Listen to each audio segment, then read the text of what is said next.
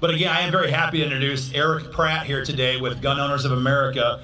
As you heard in my presentation, there's an awful lot of difference between how various organizations fight for the Second Amendment. You've heard how Iowa gun owners is hated by members on the left and the right because we don't exist to protect them, we exist to fight for gun rights, period.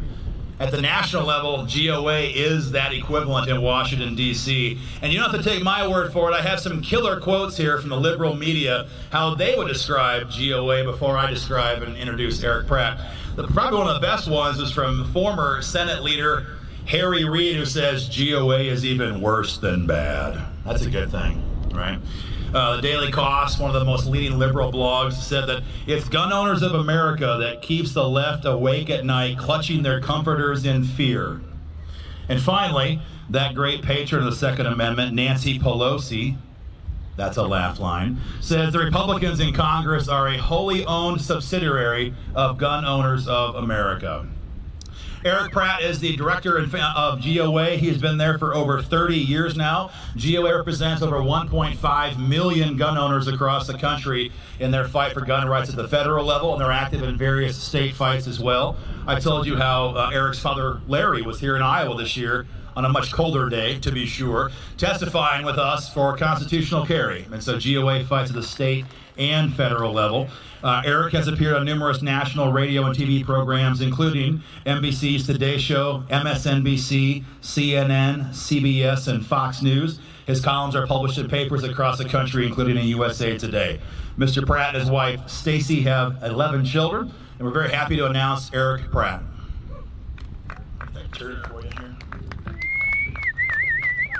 Thank you, Aaron. It's a good day to be here. The sounds of freedom in the air, in front and behind. For how many of you is this your first time shooting a machine gun? Raise your hands. Oh yeah. All right, a couple of you. Very good. Feels good, doesn't it? It's great to listen to, too. Well, as Aaron mentioned, I'm Executive Director of Gun Owners of America. In fact, we've got some materials over there next to the Iowa Gun Owners shirts, some brochures, some newsletters. They're free, not the shirts. You do need to pay for the Iowa Gun Owners shirts. But just, take some of those brochures and newsletters and pass them out to your pro-gun family and friends. See what we've been doing at the national level. It's a lot of good stuff going on. I'm going to talk a little bit about that. But I'm sure you guys probably know it's been a battle. Quite a battle this year at the national level. But it is nice when we can get away and just enjoy our freedoms for a day or two and spend a weekend firing off some rounds. By the way, I should mention, unless anybody's forgotten, tomorrow is Father's Day, right?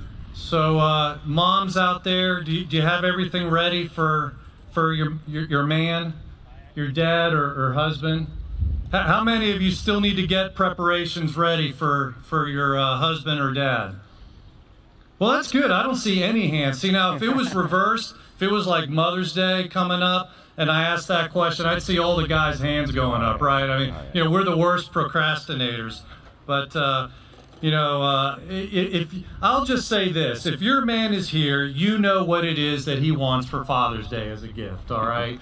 I mean, it's, something that shoots very quickly and rapidly. But listen, the story's told of a couple that was out shopping, very busy, and they got separated, and the wife called the husband on the cell phone and said, "Honey, where are you? We don't have much time. We're real busy, and we got to get going. Where are you?" And he says, "Well, do you remember that jewelry store that we were in 10 years ago, and you fell in love with that necklace? And I told you then we didn't have enough money for it at the time. But, someday I wanted to come back and buy that for you." And, of course, at this point, tears are just flowing down her face, and she's all choked up. And she says, "Yes, I do remember that." And he says, "Well, I'm in the gun shop next door to that store." What a romantic, that guy, right?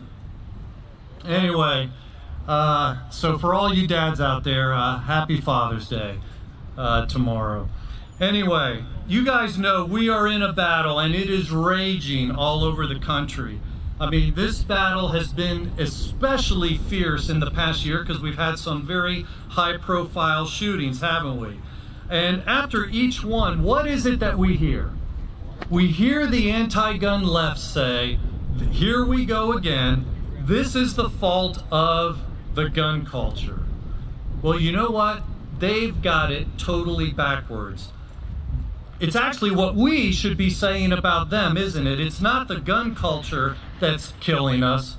It's the anti-gun liberal culture that has been an utter failure. It's the liberal culture that's killing us because their policies are not working. Even worse, their gun control laws are killing us.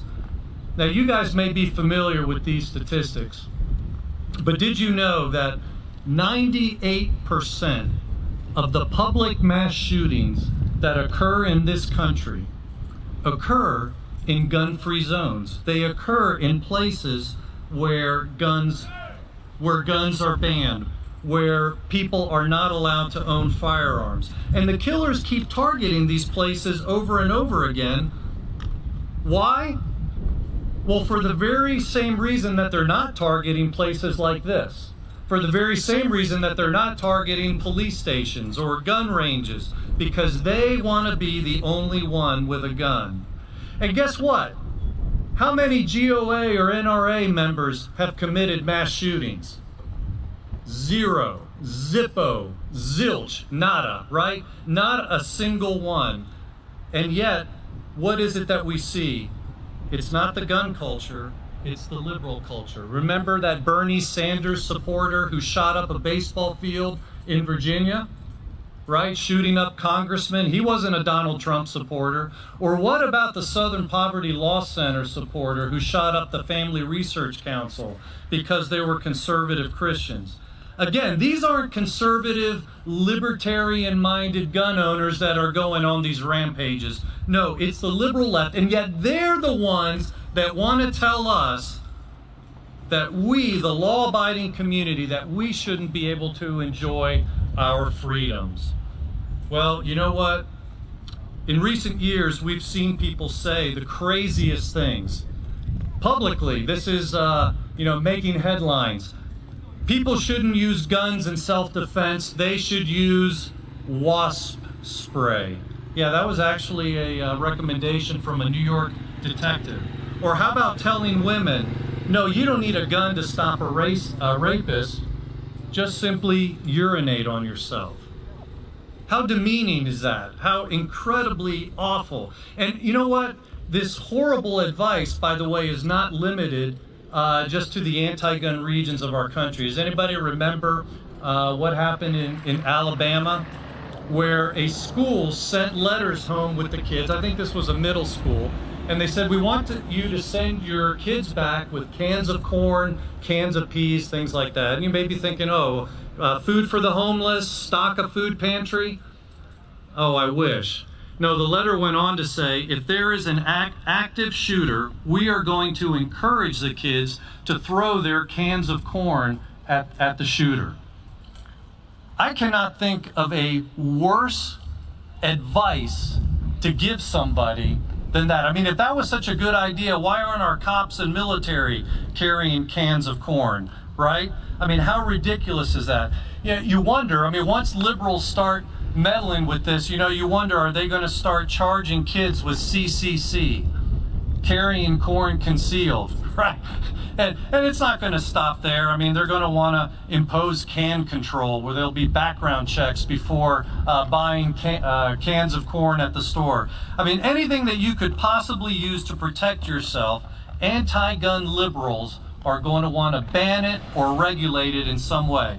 Well, I tell you what, this is the lunacy that we at Gun Owners of America have been fighting and dealing with constantly. It's silly, it's laughable, but this is what GOA has to put up with every day.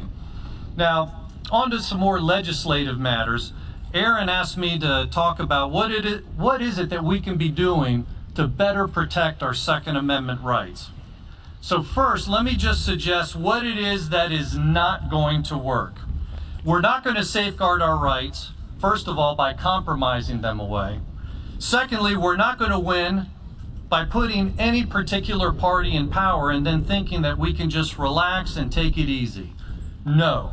The real game changer is going to take place when we as gun owners say no to compromise and we truly hold our elected officials accountable.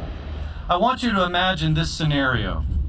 A thief sticks a gun in the stomach of a New York City liberal and demands $100. Now, we know what would happen if that occurred here in Iowa. There'd be no more thief, right? He'd be, bullet hole ridden.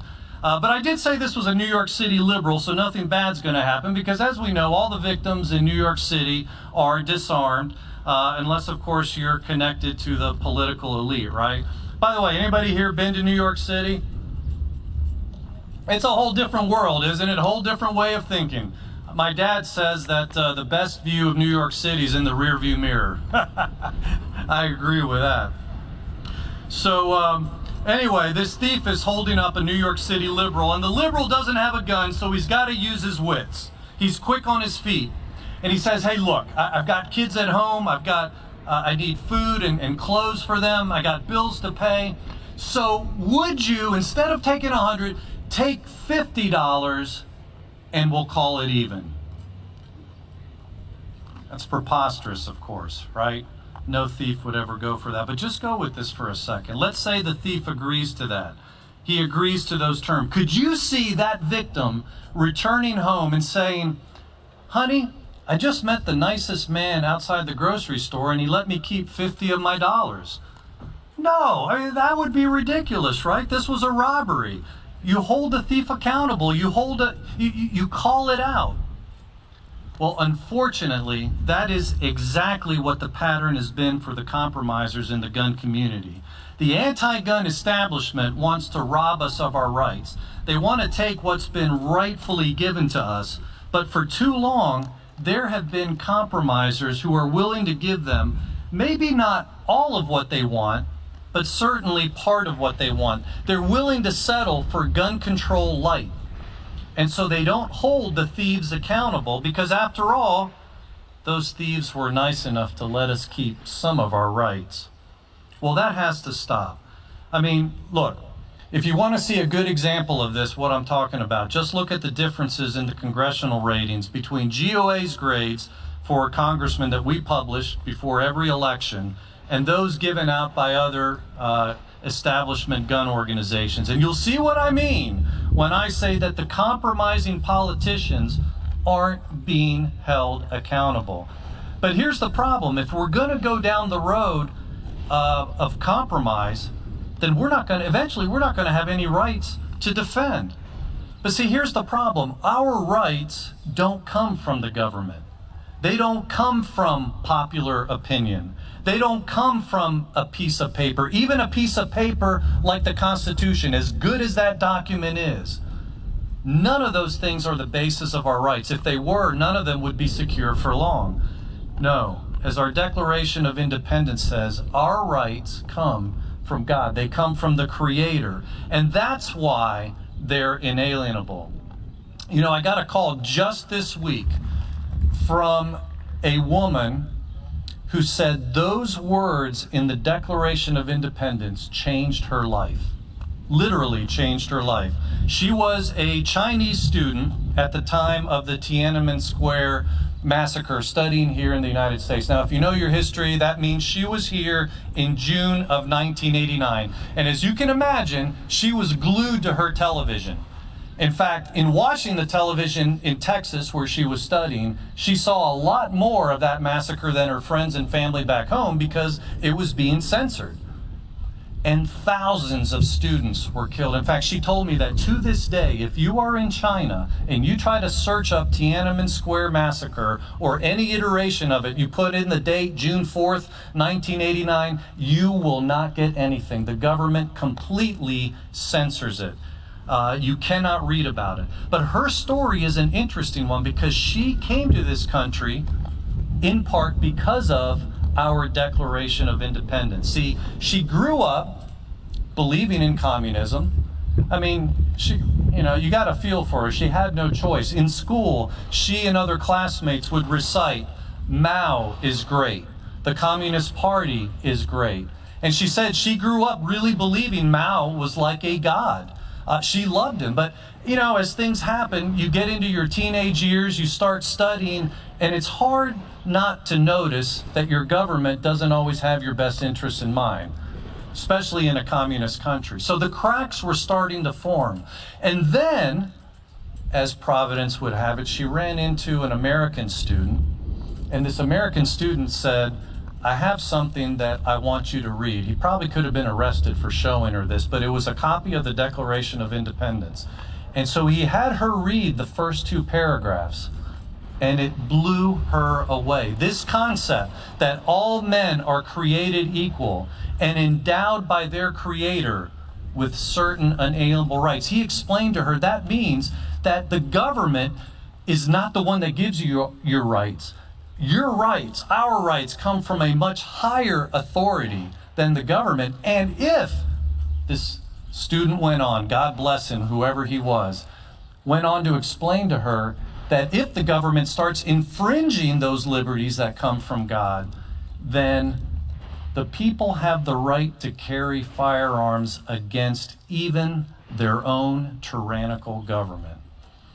And this whole concept was new to her, blew her away, and she thought, you know what, I want to come here and study in America and check this out, and that's why she was here. And since then, she's become passionate for the Second Amendment. She's become passionate for freedom. And this is what she says. She says, what if the residents and students had guns that day at the Tiananmen Square? What if there had been a militia in China at that time? History might have been different. Indeed, it might have been. You know, I don't know what she does for a living. I didn't ask her, but it's very interesting. She travels around the country speaking to student groups. And she's especially effective with liberal students, as her story is a very powerful one. In fact, recently she told me a Bernie Sanders student, supporter, told her that she had converted him away from socialism and towards the right to keep and bear arms and freedom. And that's awesome. I mean, when you have a real live witness who can say, no, socialism sucks, and let me tell you why, that has a powerful effect. But see, though that concept that our rights come from God, that is a game changer. Our rights are not ours to give away, nor can they be restricted by the government. And that's why the Second Amendment says that right shall not be infringed. So that means no Hughes Amendment, no bump stock ban, no restrictions on so-called assault weapons, nothing, no restrictions, no infringements. And it's time for us to tell our legislators, hey, what part of shall not be infringed do you not understand? You know, sadly, for too long, many gun owners have been okay with supporting certain compromises, and that would exclude, of course, Gun Owners of America and Iowa gun owners and the no compromise gun lobbies. But see, here's the thing, the anti-gun left isn't interested in just merely compromising. I mean, that's their method of lulling us to sleep so that they can infringe on even more of our rights. Consider John Paul Stevens, former Supreme Court Justice, recently penning an op-ed in the New York Times saying he wants a complete repeal and eradication of the Second Amendment. After that op-ed appeared, one organization did a poll of Americans, found that 1/3 of Democrats agree with John Paul Stevens. They want to completely repeal the Second Amendment. 82% of Democrats want to ban all semi-automatic firearms, long guns, handguns, the whole bit. And almost half of all Democrats want to ban handguns, even including revolvers. See, there's no way for us to compromise with somebody who wants to wipe out your existence, who wants to wipe out what you believe in. There's no way to compromise that. And that's why we cannot compromise. So that's one problem that we need to avoid, is that temptation to compromise. But the other part of the problem is this, and Aaron spent a lot of time talking about this, that for too long, gun owners have thought that, if they just get Republicans elected or just get libertarians elected, then they can relax, go on with their lives, their job is over.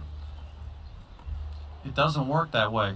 I know a few of you raised your hand earlier. We have some veterans in the crowd, and I want to thank you for your service. But you know, as Aaron pointed the question to you, imagine, you know, you enlist at 18, you're done at age 20, you get married, you start your career, you're paying taxes, paying bills, and then the government steps in and tells you that you can't defend yourself. I mean, that's outrageous. And yet that's exactly what one prominent Republican in Washington, D.C. is saying. In fact, he even ran for president against Trump in the primary. You may know who I'm talking about. Senator Marco Rubio of Florida.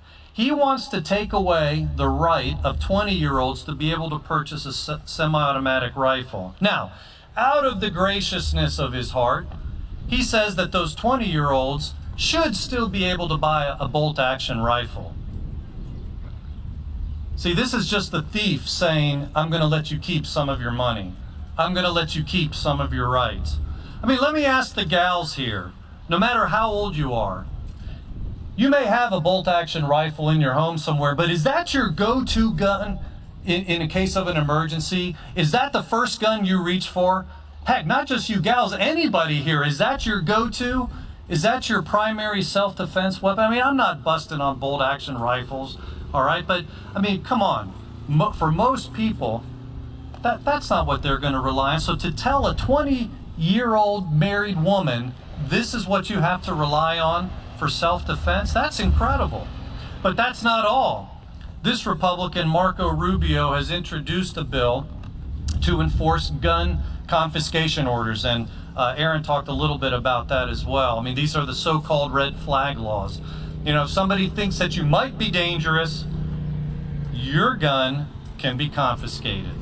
This would be done by court order and without even you being before the judge. In other words, you just throw due process out the window. And by the way, it's not based on anything that you've done wrong. It's based on something that you might do. Anybody here ever seen the movie Minority Report? Tom Cruise movie? Okay, a few of you have, right? So you know what I'm talking about. We're now talking about punishing people for what they might do, for what they're about to do, but they haven't done it. That totally turns our system of justice on its head, where we're punished for crimes that we commit, not trying to divine what somebody might do in the future. You know, we're just totally throwing due process out the window with these types of laws.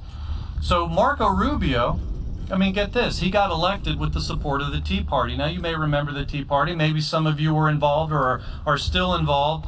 You know, they're as close as Washington ever got in recent years to having libertarians elected.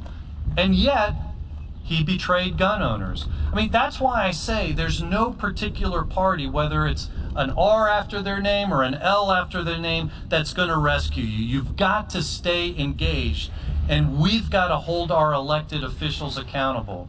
I mean, I'm sure with Rubio, a lot of people in Florida probably went to sleep thinking, hey, we got a good guy in, you know, now I can focus on other things.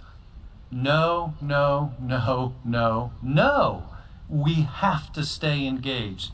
By the way, this backstabbing by Republicans is not just a Washington, D.C. phenomenon, and Aaron laid out a lot of what's been going around the country. I mean, you know, he talked about Oklahoma, right? I mean, Oklahoma is one of the most conservative states in the country. I mean, they have, like every other state, 2 senators. Both of them are Republican, though. They have 5 congressmen. Every single one of them is Republican.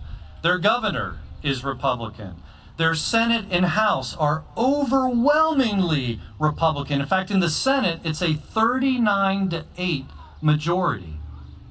So, kudos to the legislature for bringing up constitutional carry and putting it on the governor's desk.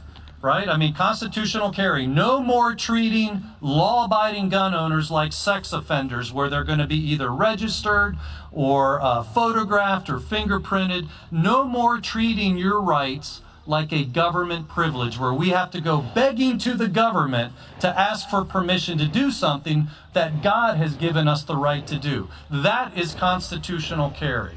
It's enforcing the Second Amendment protected right, the right to keep and bear arms. And as Aaron mentioned, 14 states have constitutional carry, over 25% of the country. And by the way, when you look at those states that he rattled off, these are some of the most safest states in the country.